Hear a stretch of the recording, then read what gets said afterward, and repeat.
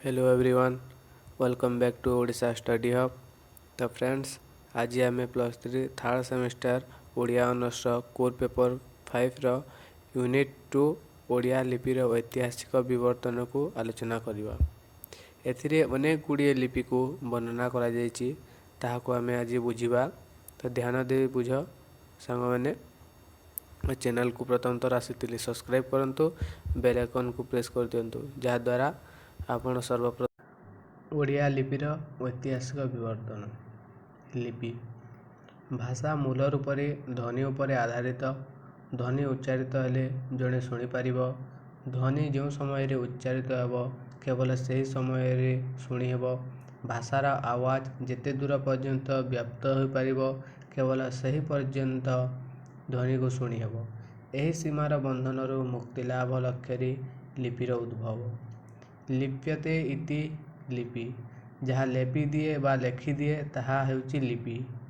लिपि काहा कहुए? जहाँ लेपि दिए बा लेखि दिए ताहा हेउची लिपि। लिपि कथित ध्वनिर लिखित रूप। भाषार उत्पत्ति परि लिपिर उत्पत्ति संपर्क में पुरातन काल रे लोकमानंकर विश्वास थिला जे एहा देवता मानंक द्वारा सृष्टि। भारतीय मानंकर विश्वास होउची लिपिर स्रष्टा होउचंती ब्रह्मा। एथिपाई से माने ब्राह्मी लिपि नाम नामित करछंती। सेहीपरि मिसरीय माने तुत को बा इसिस को, बेबिलोनियावासी नेबों को, यहूदी माने मोसी को, यूनानी माने हर्मेस को लिपिर स्रष्टा भाव में ग्रहण करथांती। किंतु एसबू अंधविश्वास। भाषा परि मनुष्य ही लिपि को सृष्टि करिछि। जेतेबेले मनुष्य भाषार सृष्टि कर सारिला, ताहाको नयनग्राह्य करिबा पई प्रयत्न कला। किए चित्र, किए सूत्र, किए प्रतीक इत्यादिर साहाय्य नेला। सर्वप्रथम लिपि होची ब्राह्मी लिपि। आधुनिक काल रे लिपिर जो भूय विकसित रूप देखा मिले ताहा एही चित्रलिपि, सूत्रलिपि, प्रतीकात्मक लिपि, भावमूलक लिपि, भावध्वनिमूलक लिपि और ध्वनिमूलक लिपिर जुग जुग साधना साध्यक्रम विकसित रूप। प्राचीन काल रे लिपिर विविध रूप। चित्रलिपि भारतवर्षर प्रथम लिपि हेउची चित्रलिपि। आदिम मनीष निजर व्यवहार्य और परिचित प्रत्येक वस्तु को अन्य आगे परिचित कराइबा पाई चित्रर साहाय्य नैतिला। दक्षिण फ्रांस, स्पेन, मेसोपोटामिया, इटाली, यूनान, पोर्तुगाल, साइबेरिया, उज्बेकिस्तान, सीरिया, मिस्र, ग्रेट ब्रिटेन, कैलिफोर्निया, ब्राजिल तथा ऑस्ट्रेलिया आदि देश में एहीपरि लिपि चित्रलिपिर संधान मिली अछि।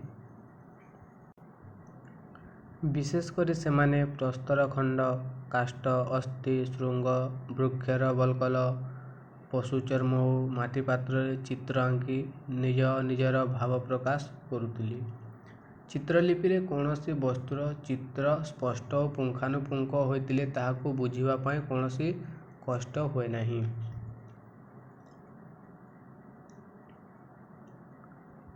आदिम मनीष चित्रलिपि रे व्यक्ति को एथिरे चित्र कर पारुथिले, किंतु व्यक्ति विशेष को निर्दिष्ट कर पारु नथिले। स्थूल वस्तु गुड़ी को प्रदर्शन करने संभव होउतिला, किंतु सूक्ष्म भावना को अंकन करने संभव नथिला। आवश्यकता अनुसार चित्र को शीघ्र अंकन करा जाई पारु नथिला। समस्त व्यक्ति पक्षरे चित्रांकन संभव नथिला। समय, प्रेम आदि भाव चेतना गुड़ी को चित्र साहाय्य व्यक्त करा जाई पारुथिला। सूत्रलिपि सूत्रलिपि सूतारे गंठी पकाई भाव को व्यक्त करिवार प्रणाली को सूत्रलिपि कहुए। सूत्रलिपि क्या कहुए? प्राचीन काल रे जनसाधारण सूतारे गंठी पकाई निज निजर भाव को प्रकाश करुथिबारु जणा जाए, जाहाकू सूत्रलिपि कहुए। यह निम्नोक्त प्रकार रे करा जाउथिला। दौड़ी रे नाना रंगर सूता बांधी ଦଉଡ଼ିକୁ ନାନା ରଙ୍ଗରେ ରଞ୍ଜିତ କରିବା। ବିଭିନ୍ନ ରଙ୍ଗର ରଞ୍ଜୁ ବ୍ୟବହାର କରିବା। ବିଭିନ୍ନ ପ୍ରକାର ରଞ୍ଜୁ ବ୍ୟବହାର କରି ବିଭିନ୍ନ ଦୈର୍ଘ୍ୟର ରଜ୍ଜୁ ବ୍ୟବହାର କରିବା। ବିଭିନ୍ନ ମୋଟେଇର ରଜ୍ଜୁ ବ୍ୟବହାର କରି ଦଉଡ଼ିରେ ବିଭିନ୍ନ ପ୍ରକାର ଗଣ୍ଠି ପକାଇବା। ଦଉଡ଼ିରେ ବିଭିନ୍ନ ଦୂରତାରେ ଗଣ୍ଠି ପକାଇବା। ଠେଙ୍ଗାରେ ଭିନ୍ନ ଭିନ୍ନ ସ୍ଥାନରେ ଭିନ୍ନ ଭିନ୍ନ ରଙ୍ଗ ଓ ମୋଟେଇର ଦଉଡ଼ି ବାନ୍ଧିବା। ପଞ୍ଚମ ଶତାବ୍ଦୀର ଲେଖକ ହେରୋଡଟସ୍ 498 ଖ୍ରୀଷ୍ଟାବ୍ଦ ଏ ପ୍ରକାର ଲିପିର ଉଲ୍ଲେଖ କରିଥିଲେ। ଏହି ଲିପିର ଶ୍ରେଷ୍ଠ ନମୁନା ହେଉଛି ପେରୁର କ୍ୟୋପୁ ଲିପି। ପ୍ରତୀକାତ୍ମକ ଲିପି। ପ୍ରତୀକ ଲିପିକୁ ବାସ୍ତବରେ ଲିପି କୁହାଯାଇ ପାରିବ ନାହିଁ, ବରଂ ଦୂରସ୍ଥ ବ୍ୟକ୍ତିମାନଙ୍କ ପାଇଁ ଏହା ଥିଲା ଭାବ ଅଭିବ୍ୟକ୍ତିର ଏକ ଲିପିବିହୀନ ସାଧନ। ତିବ୍ବତ ଓ ଚୀନର ସୀମାନ୍ତ ଅଞ୍ଚଳରେ ହରିଣର କଲିଜା ଓ ଚର୍ବିକୁ ଖଣ୍ଡ ଖଣ୍ଡ କରି ଲାଲ କାଗଜରେ ଲଗାଇ ଦେଇ ଯଦି କୌଣସି ବ୍ୟକ୍ତିଙ୍କୁ ପାଖକୁ ପଠାଇ ଦିଆଯାଏ, ତେବେ ସେହି ବ୍ୟକ୍ତି ବୁଝେ ଏହା ହେଉଛି ଯୁଦ୍ଧ ପାଇଁ ଆହ୍ୱାନ। ଭାରତବର୍ଷରେ ବିବାହ ପ୍ରସ୍ତାବ ଦୃଢ଼ କରିବା ପାଇଁ ଗୁଡ଼, ହଳଦୀ, ଦହି, ମାଛ ଇତ୍ୟାଦି ପଠାଯାଏ। ଏଗୁଡ଼ିକ ହେଉଛି ପ୍ରତୀକ ଲିପି। ଭାବମୂଳକ ଲିପି। ଭାବମୂଳକ ଲିପି ହେଉଛି ଏକ ପ୍ରକାର ଚିତ୍ରଲିପି। ଚିତ୍ରଲିପିରେ ବ୍ୟକ୍ତିରେ କେବଳ ସ୍ଥୂଳ ରୂପ ଅଙ୍କିତ ହେଉଥିଲା, କିନ୍ତୁ ଭାବମୂଳକ ଲିପିରେ ଭାବନାର ସୂକ୍ଷ୍ମ ଅଭିବ୍ୟକ୍ତି ହେଉଥିଲା। ଫର ଏକ୍ସାମ୍ପଲ୍, ଆଖିର ଚିତ୍ର କରି ଆଖି କୋଣରୁ ଆରମ୍ଭ କରି ବିନ୍ଦୁ ବିନ୍ଦୁ ଚିତ୍ର ଅଙ୍କନ କଲେ ଅଶ୍ରୁଳ ଜୀବନର ଭାବନା ପରିସ୍ଫୁଟ ହେଉଥିଲା। ଏହି ଲିପି ଆମେରିକା, ଚୀନ ଓ ପଶ୍ଚିମ ଆଫ୍ରିକାରେ ପ୍ରଚଳିତ ଥିଲା। ଭାବଧ୍ୱନିମୂଳକ ଲିପି। ଚିତ୍ରଲିପିର ବିକଶିତ ରୂପ ହେଉଛି ଧ୍ୱନିମୂଳକ ଲିପି। ଯେଉଁ ଲିପି କେତେକ ବିଷୟରେ ଭାବମୂଳକ ଓ କେତେକ ବିଷୟରେ ଧ୍ୱନିମୂଳକ, ତାହାକୁ ଭାବଧ୍ୱନିମୂଳକ ଲିପି କୁହାଯାଏ। ମେସୋପୋଟାମିଆନ୍, ମିଶରୀୟ ତଥା ହିଟାଇଟ୍ ଲିପିକୁ ଅନେକେ ଭାବମୂଳକ କହିଥାନ୍ତି, କିନ୍ତୁ ଏହା ପ୍ରକୃତରେ ଭାବଧ୍ୱନିମୂଳକ ନୁହେଁ। ସେହିପରି ଚୀନା ଲିପି ଭାବଧ୍ୱନିମୂଳକ, କାରଣ ଏହାର ଲିପିମାନଙ୍କ ମଧ୍ୟରୁ କେତେକର ଚିହ୍ନ ଚିତ୍ରାତ୍ମକ ତଥା ଭାବମୂଳକ ଓ କେତେକର ଚିତ୍ର ଧ୍ୱନିମୂଳକ। କେତେକ ବିଦ୍ୱାନଙ୍କ ମତରେ ସିନ୍ଧୁ ଘାଟିର ଲିପି ଏହି ଶ୍ରେଣୀର।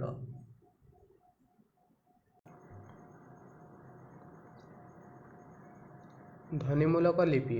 ଧ୍ୱନିମୂଳକ ଲିପିରେ ଚିହ୍ନଗୁଡ଼ିକ କୌଣସି ବସ୍ତୁ ବା ଭାବକୁ ପ୍ରକଟ କରନ୍ତି ନାହିଁ, ଧ୍ୱନିକୁ ପ୍ରକଟ କରନ୍ତି ଏବଂ ଏଗୁଡ଼ିକର ଆଧାର ଉପରେ କୌଣସି ବସ୍ତୁ ବା ଭାବର ନାମ ଲେଖାଯାଇପାରେ। ଧ୍ୱନିମୂଳକ ଲିପି ଦୁଇବିଧ, ଅକ୍ଷରାତ୍ମକ ଓ ବର୍ଣ୍ଣନାତ୍ମକ। ଇଂରାଜୀ, ଆରବୀ ଓ ନାଗରୀ ଆଦି ଭାଷାର ଲିପି ହେଉଛି ଧ୍ୱନିମୂଳକ। ପୃଥିବୀର କେତୋଟି ମୁଖ୍ୟ ଲିପି। ପୃଥିବୀର ଲିପିମାନଙ୍କୁ ମୁଖ୍ୟତଃ ଦୁଇ ଶ୍ରେଣୀରେ ବିଭକ୍ତ କରାଯାଇପାରେ, ଯଥା ଅକ୍ଷରହୀନ ବା ବର୍ଣ୍ଣହୀନ ଲିପି ଓ ଅକ୍ଷର ବିଶିଷ୍ଟ ବା ବର୍ଣ୍ଣ ବିଶିଷ୍ଟ ଲିପି।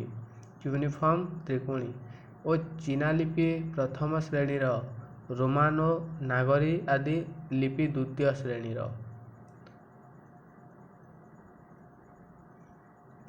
ପ୍ରଥମ ଶ୍ରେଣୀର ଲିପି ମଧ୍ୟରେ କ୍ୟୁନିଫର୍ମ, ହିରୋଗ୍ଲାଇଫିକ୍, କ୍ରିଟ୍, ସିନ୍ଧୁ ଉପତ୍ୟକା, ହିଟ୍ଟାଇଟ୍, ଚୀନା, ମେକ୍ସିକାନ୍ ପ୍ରଧାନ।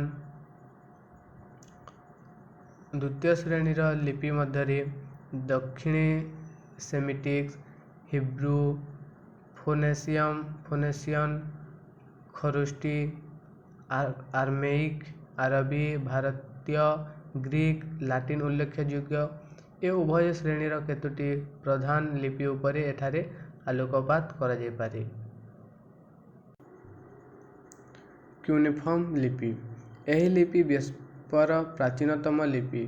ଏହାର ପ୍ରାଚୀନତମ ପ୍ରୟୋଗ ପ୍ରାୟ 4000 ଖ୍ରୀଷ୍ଟପୂର୍ବ ସମୟରୁ ମିଳୁଅଛି।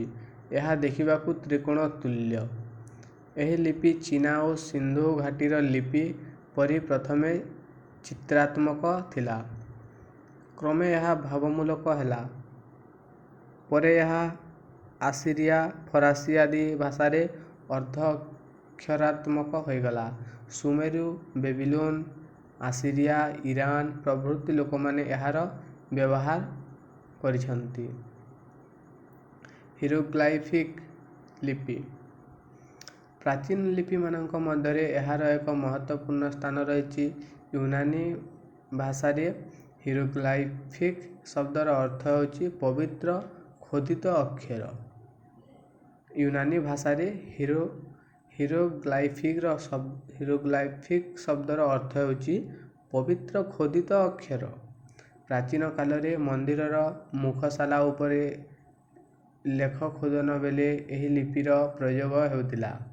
ପ୍ରାୟ 4000 ଖ୍ରୀଷ୍ଟପୂର୍ବ ସମୟକୁ ଏହାର ପ୍ରୟୋଗ ହେଲାଣି ବୋଲି ବିଦ୍ୱାନମାନେ ଅନୁମାନ କରନ୍ତି। ପ୍ରଥମେ ଏହା ଚିତ୍ରାତ୍ମକ ଲିପି ଥିଲା, ପରେ ଭାବନାତ୍ମକ ହେଲା ଓ ଅକ୍ଷରାତ୍ମକ ହେଲା। ସମ୍ଭବତଃ ଏହି ଲିପିରେ ଅକ୍ଷରର ସର୍ବପ୍ରଥମ ବିକାଶ ହୋଇଥିଲା।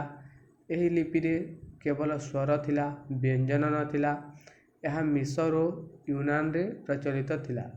ଏହି ଲିପିରେ କେବଳ ସ୍ୱରବର୍ଣ୍ଣ ଥିଲା ଓ ବ୍ୟଞ୍ଜନ ନଥିଲା। ଏହା ମିଶର ଓ ୟୁନାନରେ ପ୍ରଚଳିତ ଥିଲା। କ୍ରିଟ୍ ଲିପି। କ୍ରିଟ୍ରେ ଚିତ୍ରାତ୍ମକ ଓ ରେଖାତ୍ମକ ଦୁଇ ପ୍ରକାର ଲିପି ମିଳୁଅଛି।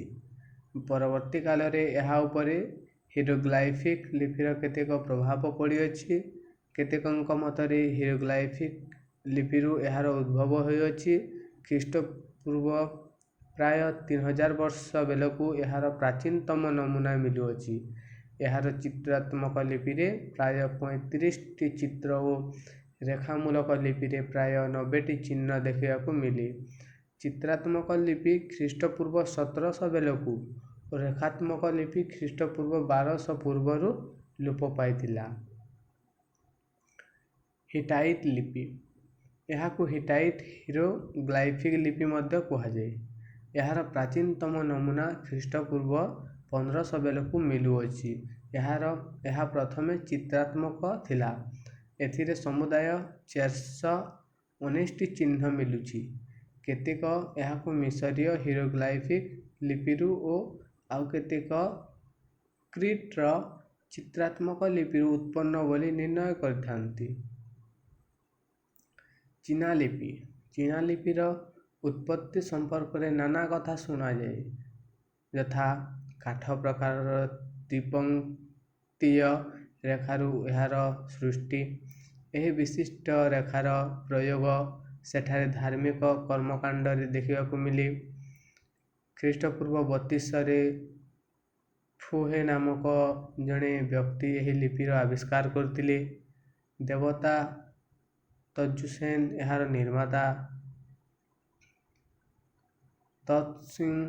ତତ୍ସଙ୍କି ନାମକ ଜଣେ ବିରାଟ ପ୍ରତିଭାଶାଳୀ ବ୍ୟକ୍ତି ଖ୍ରୀଷ୍ଟପୂର୍ବ 1700ରେ ଏହାର ନିର୍ମାଣ କରିଥିଲେ। ସେ ଚତୁଃପାର୍ଶ୍ୱର ଜୀବ ଓ ନିର୍ଜୀବ ପଦାର୍ଥର ରେଖା ଚିତ୍ର କରୁ କରୁ ଏହି ଲିପି ସୃଷ୍ଟି ହେଲା।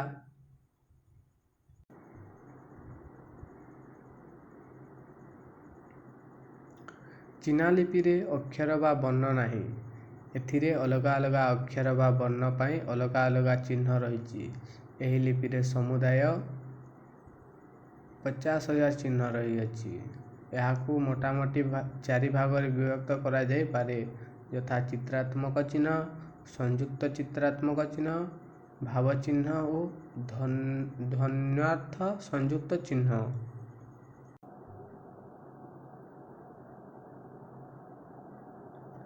ଆରବୀ ଲିପି।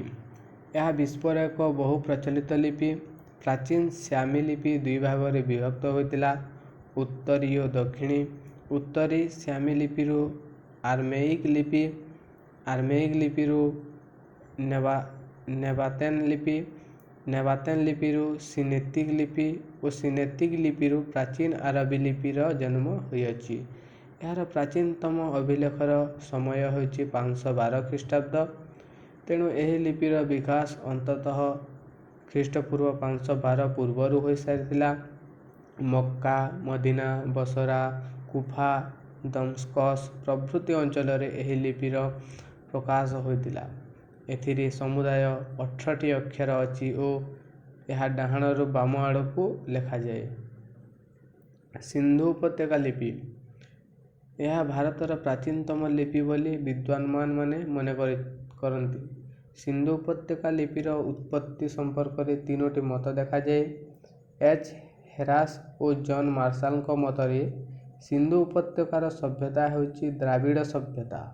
କ'ଣ? ସିନ୍ଧୁ ଉପତ୍ୟକାର ସଭ୍ୟତା ହେଉଛି ଦ୍ରାବିଡ଼ ସଭ୍ୟତା। ଦ୍ରାବିଡ଼ମାନେ ଏହି ଲିପିର ଉଦ୍ଭାବକ। ଖ ଏଲ୍.ଏ. ୱାଡେଇଲଙ୍କ ମତରେ ସିନ୍ଧୁ ଉପତ୍ୟକାରେ ଖ୍ରୀଷ୍ଟପୂର୍ବ 4000 ବର୍ଷ ବେଳକୁ ସୁମେରୀୟମାନେ ବାସ କରୁଥିଲେ ଏବଂ ସେମାନଙ୍କ ଭାଷା ଓ ଲିପିକୁ ଏଠାରେ ପ୍ରଚଳନ କରାଇଥିଲେ। ଆର୍ଯ୍ୟମାନେ ଏହି ଲିପିର ଆବିଷ୍କାର, ତେବେ ଦ୍ରାବିଡ଼ମାନେ ଏହି ଲିପି ନିର୍ମାଣ କରିଥିବା ଅଧିକ ସମ୍ଭବ। ଏହି ଲିପି ଭାବମୂଳକତା ଓ ଅକ୍ଷରାତ୍ମକତାର ସନ୍ଧିସ୍ଥଳ। ହଣ୍ଟରଙ୍କ ମତରେ ଏହି ଲିପିର ଚିହ୍ନ ସଂଖ୍ୟା 253, ଲ୍ୟାଗ୍‌ଡନ୍‌ଙ୍କ ମତରେ 228 ଓ ସ୍ମିଥ୍‌ଙ୍କ ମତରେ 396।